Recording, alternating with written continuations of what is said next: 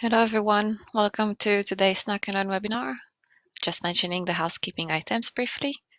This session is a bit longer than usual. The session will be 45 minutes long with a 30 minutes presentation followed by Q&A. If you can log your questions in the question box on the control panel on the top right, and there you can also see the materials tab with the presentation slides as a PDF. So thanks again for joining. I will hand it over to Alessandro to start the presentation. Thank you. Thanks, Sharon, and thanks everyone for joining this session. Good afternoon, good morning, or good evening, depending on where you are. I'm gonna present this webinar today about the role of energy efficiency in the built environment, and specific on the London Business Climate Challenge, which is a program that WSP UK delivered in the last 2 years for the Greater London Authority. In terms of just myself, a short introduction. So I'm a technical director in the WSP Sustainability and Climate Change team in the UK, and specifically in London. You might know WSP. WSP is a global engineering and professional services consultancy. We got about 70,000 staff globally, and in the UK and Ireland, about 9,500. In the UK, of course, we cover all areas of engineering and advisory. And of course, we got a strong 1,500 Earth and Environment team. And our team, Sustainability and Climate Change, sits within the Earth and Environment division in the UK itself. And as you can guess from the name, we cover all areas of sustainability and climate change for our clients, which is both private sector and public sector in the UK, but also we work on a global scale for many projects. In terms of the agenda for today, I'm gonna obviously first of all talk through about the GLA, Greater London Authority Business Climate Challenge. I'm gonna explain what the program was, what was the aim and the objective, and then of course how WSP contributed to its delivery, and then of course talking through the achievements, challenges that we faced, and the impact of the program. And also at the end of it, I want to give you some key figures about the program and what we achieved. I want to thank also the Greater London Authority, of course, to allow that gave permission to to mention this project on a webinar. And also, I think this project will be live on our website as a case study in the coming days. So thanks to our client as well for this. And then, as Sharon mentioned, we got a Q&A session at the end of the presentation. So just to set the context a bit in terms of London. So as you might know, obviously London is fairly big city, so about 9 million citizens living in the Greater London area. And as you can see here, we got about 1 million businesses based in London. So 1 in 9 citizen, it's a business. So as you can see, this program focuses on helping businesses decrease their energy and carbon emissions for the medium and long run. So focus on private sector businesses, but through public sector support. So as you can see, the landscape of London emissions, 28 million tons in 2021, and 2/3 of it was from burning fossil fuel. Quite shocking figures. And if we consider the consumption-based emission, we still say 80 million tons of CO2 to be tackled in the coming years. So obviously a lot of progress has been made in the last 20-25 years, but there's still a lot to go to achieve net zero in the next 7 to 27 years, I would say. So obviously to do that requires good cooperation from all stakeholders and down to private citizens.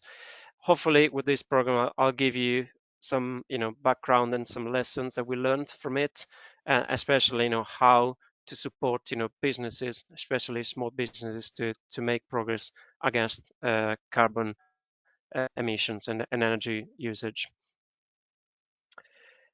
So just again, to give you a bit of background and why and how the program was set up by the Greater London Authority, obviously some factors, were taken into consideration. First of all, 2018, the Mayor of London declared climate emergency, and as a result, London committed to be a net zero carbon by 2030.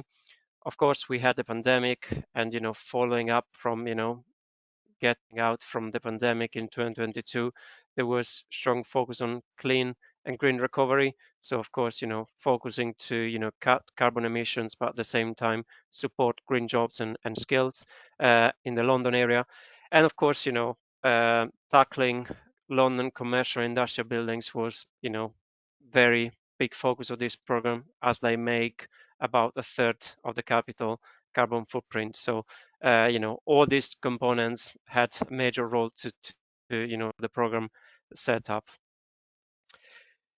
In terms of what the business climate challenge is, so this is an energy efficiency program funded by the Greater London Authority. So it was fully funded by them.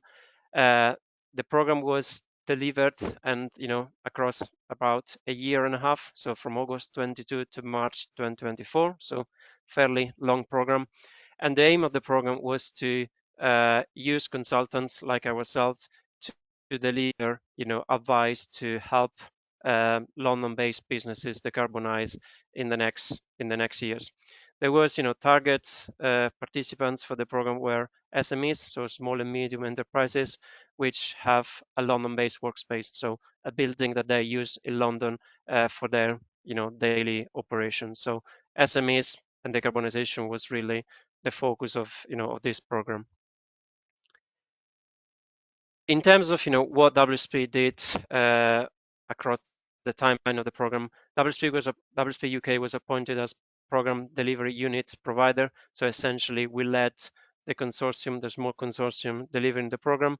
There was another consultant working with us to deliver the actual work on it, and also we had a partner for energy data platform to retrieve data and also monitor energy data as the program was developing and post implementation of some measures. As you see here, the program started in the summer 22. The first months of the program were very much used for the GLA and business engagement partners to recruit participants in London. So obviously the aim, the recruitment wasn't done by WSP, it was done by the clients. But of course, in the first months, we worked together with the GLA to mobilize and to really align the scope and making sure we had a strong plan in place for the following months. Then I would say the core delivery of the technical work was done in 2023. So as you see here, from December 22 to October 23, where we did all the energy audits and all the technical support delivery to participants of the program. And of course, as you see here, from October onwards, for about 6 to 9 months, there was all the monitoring of the data post completion of the energy audit and post implementation of measures that we advised on. So if we look at the the key services and key areas focus of the program, of course, energy audits were the core service that we provided as part of the technical delivery. So obviously the aim of this was to identify energy and carbon savings measures, and the idea for participants was to commit to a 10% energy reduction in the first year. So fairly ambitious, but at the same time, fairly rewarding if they met that. So as you can expect, because the program was aimed to support SMEs, there was a strong focus and push for training and engagement because, as we understand, SMEs in many cases don't have the resources and the skills to really tackle decarbonization of their buildings. They do their best sometimes, but they really need some extra support from consultants to really set the roadmap to, for a strong decarbonization plan for the short and medium term, I would say. And then, as I mentioned before, I think data management, energy data management was another key area of support, and we worked together with a platform called Iogen to make the best of data management and also looking at the data post implementation. to essentially assess the impact of the program.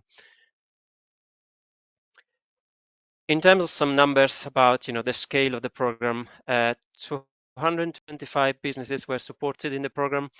203 received a full energy audit and support on data on energy management, so decent numbers there. Those businesses were across a range of sectors, some commercial offices, hospitality, some small healthcare facilities, so it was fairly mixed in terms of type of participants that were in the program. And as WSP, the program was delivered by our London-based team in the Sustainability and Climate Change division in the UK. And of course, as part of this, we always any service that we provided was to make sure that the strategic part of it was always included in any advice that we gave participants on for the short and long term planning of their energy reduction measures.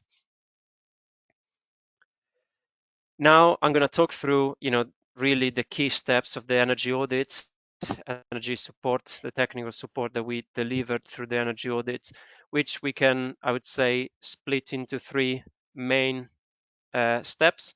So the first step of the energy audits was definitely the energy and carbon baseline developments. As I said before, for doing this, we had to engage with businesses, with participants to really get good data. And of course, with the energy management platform, we worked together really close to really come out with strong energy and carbon baseline. Uh, Obviously, following the energy and carbon baseline, we did some gap analysis and benchmarking to see how the building, was doing in terms of, energy usage and carbon emissions to see, compared to some industry standards, if the business was doing, well, was doing more efficient, was less efficient than normal or best practice. We also did some work to essentially break down energy usage within the premise, so to really allocate energy consumption to energy users. So in a normal office, could be HVAC, could be lighting, could be domestic hot water, could be catering. So we tried to do to come up with a strong energy breakdown to then going to the next step, which is the identification of energy and carbon savings opportunity. To do that, obviously, we did site visits. So we visited every single participant. So we carried out an energy audit. We spent about half day there. On larger premises, could be up to a day. We interviewed local staff. We went through plant rooms, the roof, or any other area that was, relevant to the assessment. We asked a lot of questions to the participants because our assessment was done on a. Obviously, we wanted to find out about equipment specs, age, condition. But also, we wanted to understand how the building was operated and managed from an energy management perspective. So, schedules, timers, set points of HVAC, for example, because, it's not just about the equipment, age, or condition. It was also about how that is operated more or less efficiently. Following up the exercise, we came up with a list of recommendations, energy and carbon savings recommendations, and at the same time providing some cost estimates to the businesses for individual recommendations to then potentially being implemented in the following months. And as a result of this, we measured the impact of those carbon energy measures in terms of carbon for the following 8 years. So as you see here on the left-hand side, we quantified the carbon emissions by measure. So each of those measures were, calculated against carbon impact, cumulative carbon impact in the next 8 years. And as you see on the right-hand side, we also plotted the trajectory of emissions, comparing the business as usual, the black line here, and what if the premise implements those measures. So the impact, the gap between the two is the carbon that could be saved if a business implements some all the energy efficiency measures that we identified. So that gave the business some good perspective in terms of the potential for energy efficiency, but also then what's still left to do post 2030 to still tackle the remaining emissions, like in some cases could be some major retrofit to do to the building, or any other longer term measures. Of course, doing this exercise, we had some challenges, which I think, um, were, not many, but there were some challenges, I would say. And then, obviously for each challenges, we developed some mitigation measures that we agreed together with the client and the other partners in the program. So of course, as you can expect, one of the challenges was data. Some of the businesses didn't have good data or full data for the assessment. And this is, I would say, wasn't surprising because, some small businesses are not familiar with metering, are not familiar with how to read properly an energy bill, or are not familiar with, energy management. In that, to mitigate this, I think we had a list of actions that, we worked together with the GLA to develop guidance to businesses to make sure, they are able to retrieve all the information they have on data, for example, contacting their suppliers or logging into their energy provider, or just simply how to read an energy bill. Um, we also delivered some webinars and training to facilitate that, and and guide them step by step to retrieve the best of they could on energy data.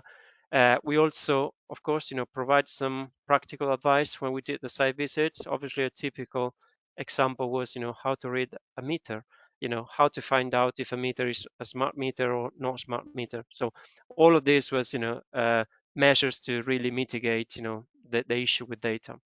And I think I would say that as the program developed, we got to a position where we managed to get better and better, more refined data on the.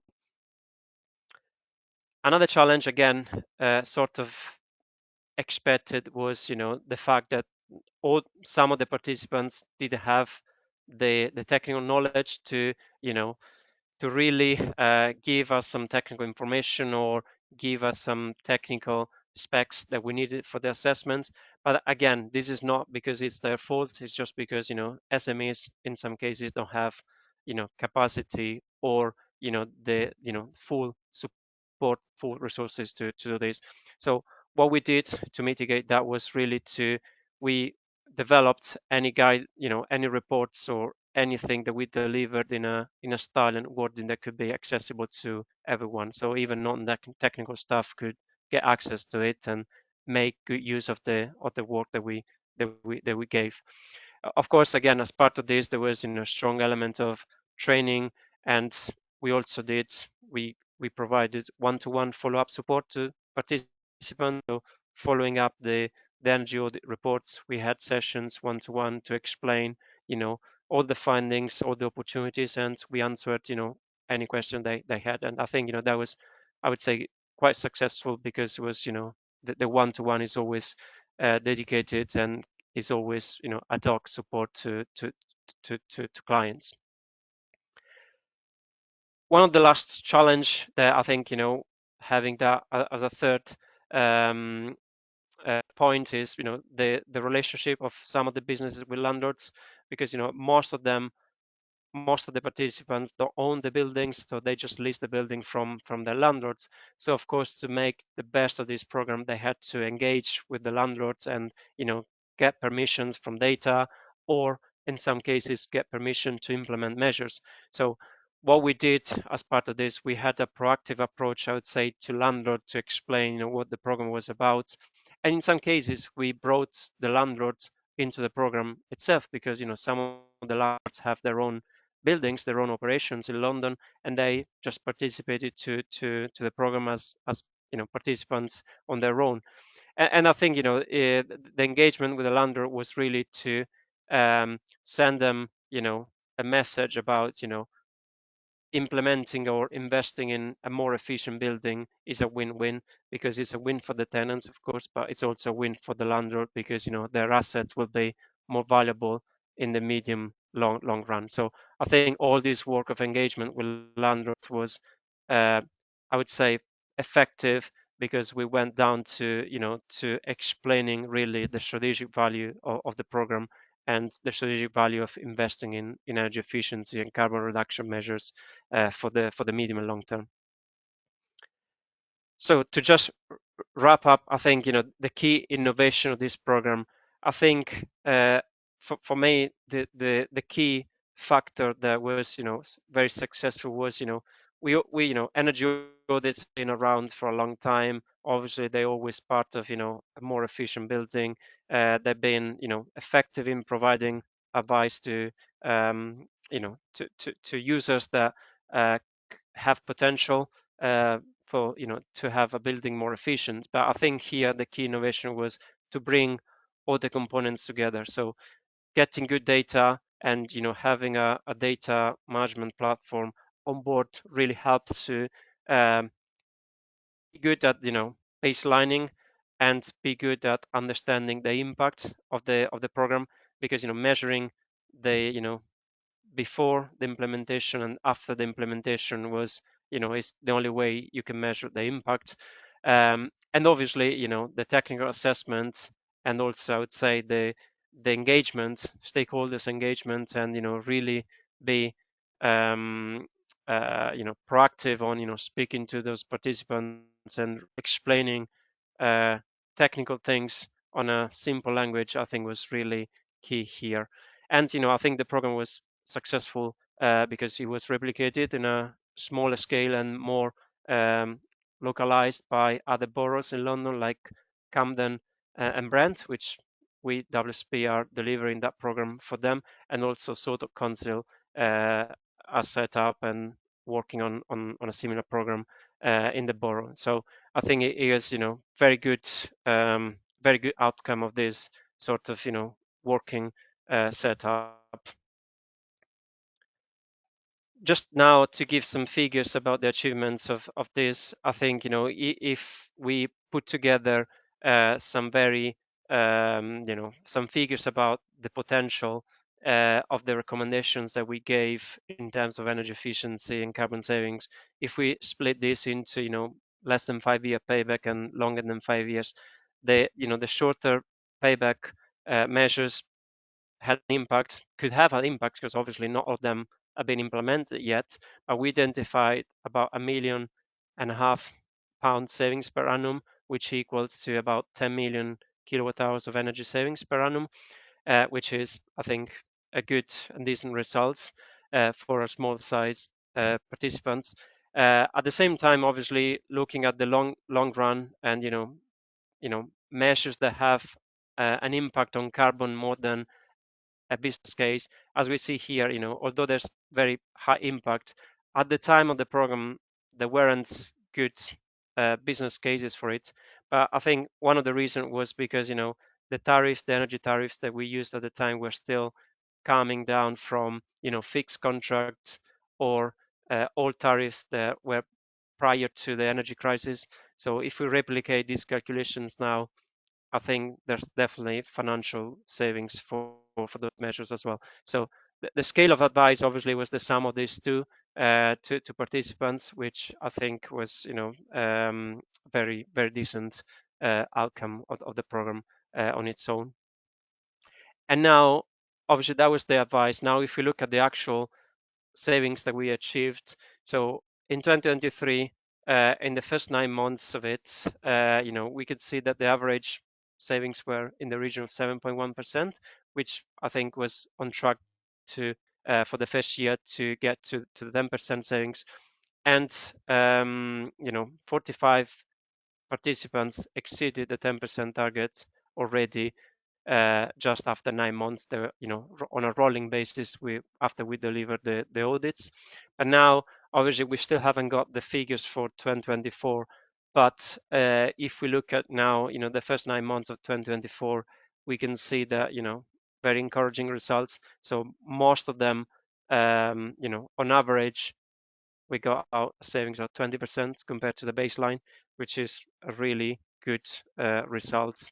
And in some cases, as you can see, exceeding expectations on this, which means that a lot of the businesses took action and implemented measures that, some of them are obviously easy wins, but some others are, required some investment. But some of those businesses invested in that, and I think that is paying off now, and their energy bill dropped considerably.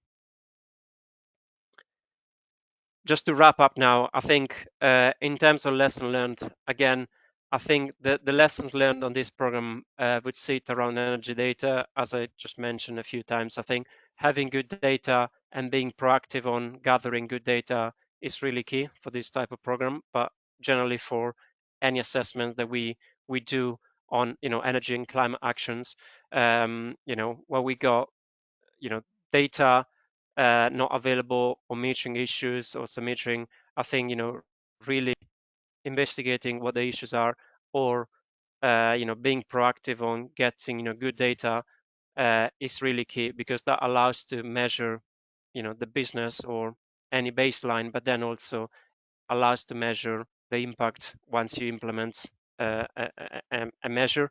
So having good data is really key for decarbonisation advice. The other point is about landlord engagement, because again, although we worked on this program to with individual participants, a lot of it we had to deal with third parties, which is landlords. So in that case, again, having a proactive approach to data permission first of all, but also sharing investment plans or sharing the benefits with landlords, I think is really key for a successful decarbonization pathway for an asset. And of course, I think the investment side of it, so the planning, the business case, putting together a strong business case, and also putting, for example, the cost of inaction into that business case is really key, because if you got an asset that's about to be stranded in the next years, I think putting together a business case that allows to to identify what if we don't invest, what happens, what's the value of the asset long term. I think that also needs to be taken into account for when we plan investment. And again, this is the last slide of the webinar. I think the other key benefits of this program was replicability. So this obviously was a program funded by the public sector, but at the same time, the public sector investment here delivers good private sector benefits, because the advice that we gave to businesses that allows them to cut energy usage, but also cut their cost, and at the same time be more profitable. So it was a win-win on that perspective. And also, I think a program like this has good impact on technology providers, because it could be something that especially for energy savings technology or low carbon technology, investing in those measures, it's a win-win, because as we know, the UK is moving away from fossil fuels to electricity, for example, and electric HVAC is really the way for most of the London-based buildings. So replicating a program like this, where it's a mix of technical advice, but then investing, allowing the business to have a smooth investment pathway, is really key to achieve real savings, carbon and energy savings. And I think this concludes the webinar. So we're now getting into the 15 minutes Q&A. So if you've got questions, please feel free to ask, or you got my details here, so feel free to get in touch if you want more details about this program. Thank you, Alessandro. Fantastic presentation. Thank you for sharing with us this exciting project. Just to mention as well, besides the questions, you can also download this presentation in the Materials tab on the top control bar. I will start with the first question. What technologies or systems were identified as the most impactful to deliver energy and carbon savings? Yeah, that's good.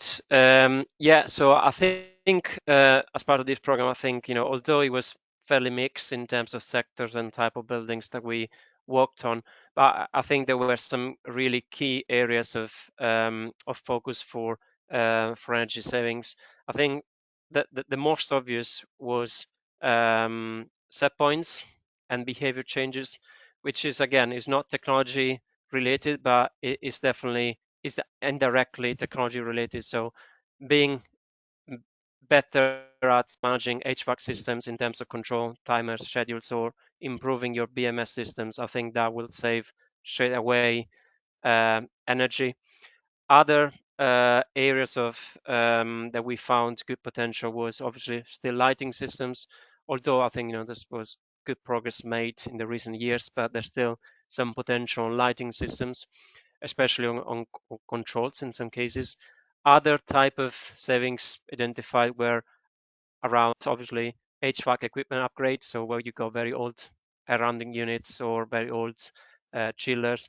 I think replacing them with more efficient technologies is definitely has good impact on carbon. Another part of it is the BMS itself. So a building management system where it's not present on site is definitely a good technology to cut energy and carbon. And I would say, lastly, is also um, energy generation. Obviously, in London city centre is always a bit tricky, but we found some good opportunities to have small solar systems on site to generate electricity locally, and as a result, compensate energy usage. Fantastic, thank you. The next question is about return of investment. Can you clarify why some of the carbon savings measures don't have a return of investment? Yes. So this is, sort of I touched on previously a bit. So this is mostly for major equipment upgrades. So a typical example is, replacing a gas boiler with an air source heat pump, so ground source heat pumps. Obviously, to do this is not just about spending in purchasing the heat pump. It's about retrofitting the pipe work, or downsizing some of the heating or cooling terminals. So it's a major investment, and it's not just a like for like comparison. So in that case, the investment needed is, so in some cases, might not have a return. Uh, but this is, the business case here goes beyond this. And, if you got a gas boiler, for example, your business case should involve, the cost of replacement the gas boiler to discount the investment on a heat pump, which some of our clients do that already. So formally, there is a return of investment, but in practice, there is, in some cases, if you discount your maintenance or life cycle replacement cost. Another factor that led to not to have a return on the investment is the fact that the energy tariffs that we use in this program were fairly old and fairly outdated. Now, if we, replicate the calculation with the current energy tariffs in London, a lot of those business cases will be better. So I think we're doing this. We're trying to measure and to replicate that with existing tariffs, with existing average tariffs, and we've seen that about half of the measure that didn't have a business case now have a business case. So very encouraging in that perspective. Thank you. The next question is about benchmark. How did you go about identifying suitable benchmark for the project's decarbonisation and energy optimization goals? Yeah, so with benchmark, I think the first step on this was to benchmark an existing building against some industry standards, which could be, I think we use CIBSE, Guide F, we use the Green Building Council, and also some other industry standard. That was, I think, a first step to really compare an existing building against what the industry standards are. In some cases, we did a bit more work into it, especially where some of those buildings were mixed use. So in that case, we broke down different portion of the building into their own benchmarks, and we came out with a weighted benchmark, for example. So the idea was really to give the participants an idea of where the building is compared to the rest of the UK average standards. Thank you. What is the return for the public sector to invest in such schemes? Yeah, I think again, I think like I mentioned in the last slide, I think the return here is I would say we got a couple of fields to look at. I think first of all is the public sector in a city like London has committed to be net zero by a certain timeline, in this case 2030, but other local authorities might have different timelines. So the hierarchy of this is obviously if they want to meet that objective, it needs to be a collaboration between uh, many stakeholders, I would say, and down to private citizens. So obviously, if we look at businesses, so the how businesses contribute to that, I think investing into providing advice to businesses and to decarbonize, I think is definitely has a return because first of all you save energy and you save money. So if you compare that, I think there's an indirect return to businesses of the money spent by the private sector, public sector. But also, I think the return is climate change. So um, the cost of inaction in climate change is, nowadays is, there's lots of reports out about cost of inaction in for climate change, and I think it's these two: is cost of inaction and cost of saving energy and carbon, which have a return on their own, really. Thank you. What has been the main advantage to monitor energy data following up from the program completion? Yeah, I think the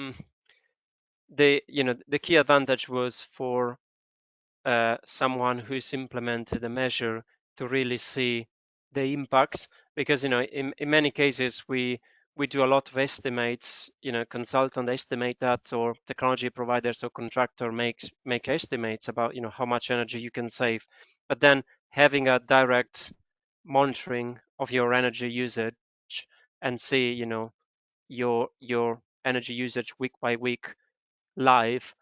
I think you can really see, okay, so if a measure was implemented in August 2023, what's been the consumption in September 2023? So you can really see live the impact of that energy. Obviously, you have to take into account other factors like operations times, or if there's been an increase of staff attending the premises, or whatever business changes happen there.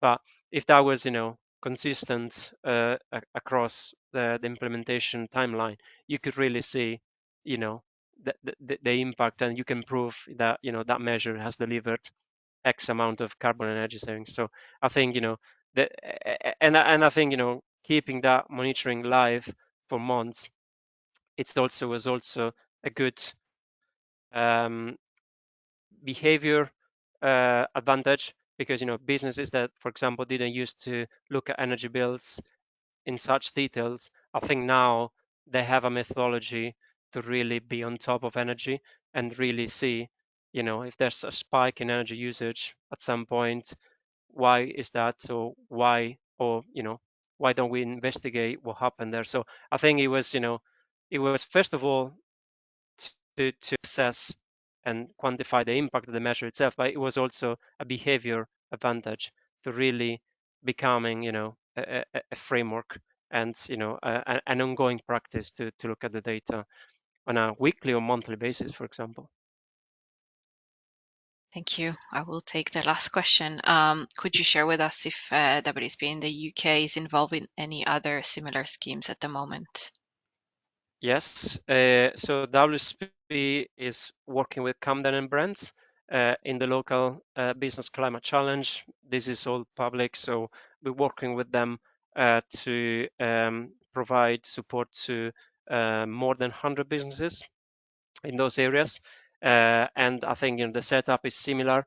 Obviously, I can't disclose the figures yet, but yeah, it's we're working at the moment on that program for Brent and Camden in London. Fantastic. Thank you very much for sharing this with us. And thank you again, Alessandro, for a fantastic presentation. Thank you everyone for joining us today. We hope you enjoy our session, and we hope to see you in our upcoming sessions. So thanks again. We will wrap up the session now. Have a wonderful day. Thank you. Thank you very much all.